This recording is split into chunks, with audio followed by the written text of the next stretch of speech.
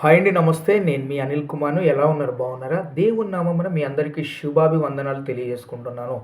దేవుడు ఈరోజు మనల్ని దీవిస్తున్నందుకు చాలా చాలా థాంక్స్. మీరు నా గురించి ప్రార్థన చేయండి. నేను మీ గురించి ప్రార్థన చేస్తాను. దేవుడు మనల్ని ఆశీర్వదిస్తాడు. నేను ఒక 35 సంవత్సరాలు నాకు గడిచిపోయినాయి. దేవుడు నన్ను ఇన్ని సంవత్సరాలు ఆశీర్వదించి ఉన్నాడు. కానీ దేవుడు నేను అడిగిన దానిలో ప్రతి ఒక్కటి నాకు ఇచ్చి ఉన్నాడు. కానీ దేవునికి నేను ఏం చేయాలి అని చెప్పేసి నా మనసు కొట్టుకొనుచున్నది. కానీ నేను దేవుని యొక్క మాటలు వినాలి. దేవుని యొక్క మాటలు చెప్పాలి. దేవుని దానిలో కనీసము ఒక 4 మాటలు చెప్పినా కూడా దేవుని యొక్క ఆశీర్వాదం నాకు దొరుకుతుంది అని చెప్పేసి ఈ మాటలు మాట్లాడడం జరుగుతుంది. కానీ ఈ వీడియో చూసినటువంటి వాళ్ళు, నాకు తెలిసినటువంటి వాళ్ళు ఈ వీడియోని చూసి వాళ్ళు ఏ విధంగా సనుక్కుంటారో, వాళ్ళు ఏ విధంగా ఆలోచిస్తారో వాళ్ళ ఇష్టం. ఎందుకంటే నేను చనిపోతే నన్ను, నా ఆత్మను రక్షించే వాళ్ళు కాదు కదా. నా ఆత్మను వాళ్ళు ప్రొటెక్షన్ చేసేవాళ్ళు వాళ్ళు కాదు కదా. నా ఆత్మను ప్రొటెక్షన్ చేసేది ఎవరు అంటే ఓన్లీ యేసుక్రీస్తు మాత్రమే.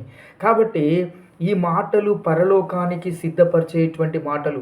ఈ వీడియో ఎవరు వినాలి అంటే 40 సంవత్సరాలు, 50 సంవత్సరాలు, 70 సంవత్సరాలు అంతకు మించి ఉన్నటువంటి వాళ్ళకు ఈ వీడియో చూస్తే ఏమనిపిస్తుందంటే, ఈయన సోది చెప్తున్నాడు, అంత ఈ సోది మనం వినలేము అని అనిపిస్తుంది. కానీ సగటు ఏజ్ ఉన్న వాళ్ళకు ఈ వీడియో చూస్తున్నప్పుడు, ఈ మాటలు వింటున్నప్పుడు, అమ్మయ్య నిజమైనటువంటి జీవితము మాకు కనబడుతున్నది, నిజమైనటువంటి లైఫ్ మాకు కనబడుతున్నదని వాళ్ళు అనుకుంటారు.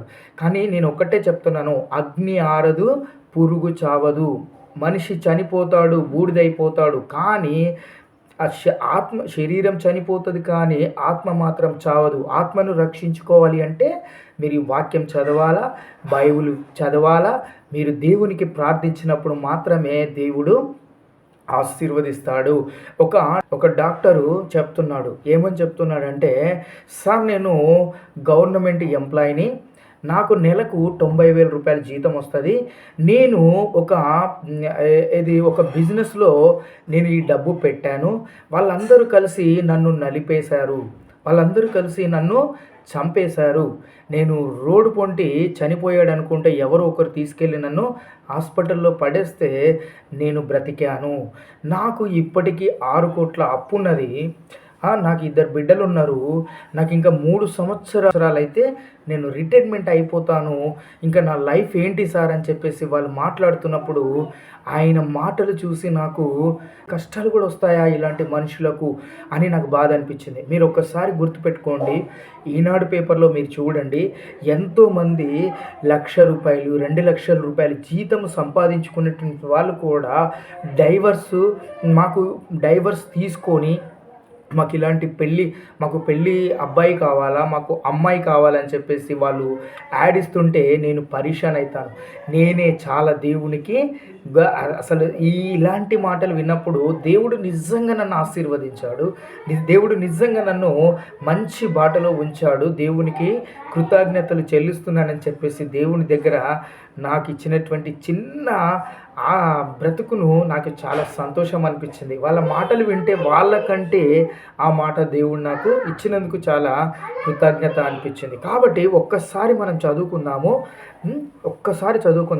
దావీదు కీర్తన 5వ అధ్యాయం చదువుకుందాం. యెహోవా నా మాటలు చెవినబెట్టుము, నా ధ్యానము మీద లక్ష్యముంచుము. నా రాజా, నా దేవా, నా అర్థధ్వని ఆలకించుము. నిన్నే ప్రార్థిస్తున్నాను. దేవుడు ఈ వాక్యము ఉదయకాలం ఇచ్చినందుకు చాలా చాలా చాలా చాలా ధన్యవాదాలు తెలియజేసుకుంటున్నాను. మనిషి ఎలా ఉంటాడంటే, ఒకసారి 9వ వచనం, వారి నోట యథార్థత లేదు, వారి అంతరంగము నాశనకరమైనటువంటి గుంట, వారి కంఠము తెరిచిన సమాధి, వారు నాలుకతో ఇచ్చకములాడుదురు. మనల్ని చూసినప్పుడు వాళ్ళు ఎలా ఉంటారండి? వాళ్ళ కంఠస్వరము నాశనకరమైనటువంటి గుంట. వాళ్ళు ఎదుటి వాళ్ళ గురించి వీళ్ళు చెడ్డవాళ్ళు, వీళ్ళు మంచి వాళ్ళు కాదు, వీళ్ళు విరోధులు, వీళ్ళు పాపము, వీళ్ళు వేస్ట్ గాళ్ళు, వీళ్ళు జాబ్ చేయట్లేదు, వీళ్ళు అడుక్కొని తింటున్నారు, వీడు చిన్న జాబ్ చేస్తున్నాడు, వీడు అది చేస్తున్నాడు, వీడు ఇది చేస్తున్నాడు, వీడు అది ఇది అని చెప్పి మన గురించి నెగిటివ్ ఆలోచించేటువంటి మనస్తత్వం ఎవరికి ఉంటుంది? దేవునిలో తగ్గింపు లేనటువంటి వాళ్ళకు, దేవునిలో వాళ్ళకు విశ్వాసం లేనటువంటి ఉన్నటువంటి వాళ్ళు మాకు డబ్బు ఉన్నది, మాకు అన్నీ ఉన్నాయి అని చెప్పి అహంకారంతో పలికేటువంటి మనుషుల మధ్యలో ఇలాంటి నాశనకరమైనటువంటి గుంట వాళ్ళ దగ్గర ఉంటుంది. వాళ్ళ కంఠస్వరము తెరిచిన సమాధి. ఎప్పుడు చూడు వాళ్ళు లేవగానే వాళ్ళు ఒకరి మీద అబండా లేకుండా వాళ్ళు బ్రతకలేరు. కాబట్టి ఈ చిన్న వాక్యము, చిన్న జీవితములు ఈ దేవుడు మనల్ని ఈ ఉదయకాలం దీవించాలని చెప్పేసి మీ అందరికీ మరొక మంచి వీడియోతో మీరు మిద్దెల మీద ఉండి మీరు మంచిగా పొలం పనుల మీద పొలం దగ్గర పని చేసుకుంటూ లేకపోతే ఎక్కడైనా కూర్చొనైనా మీకు మనశ్శాంతి లేకపోతే ఈ వీడియోను ఒక్కసారి మీరు చూడండి.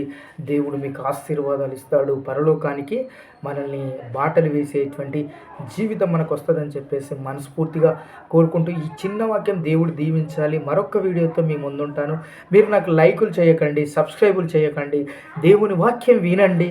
వింటే దేవుడు మనకి పరలోకానికి మనకు మంచి అడుగులు మనకి ఇస్తాడని చెప్పేసి మనస్ఫూర్తిగా కోరుకుంటూ ఈ వాక్యం దేవుడు దీవించి ఆశీర్వదించాలని చెప్పేసి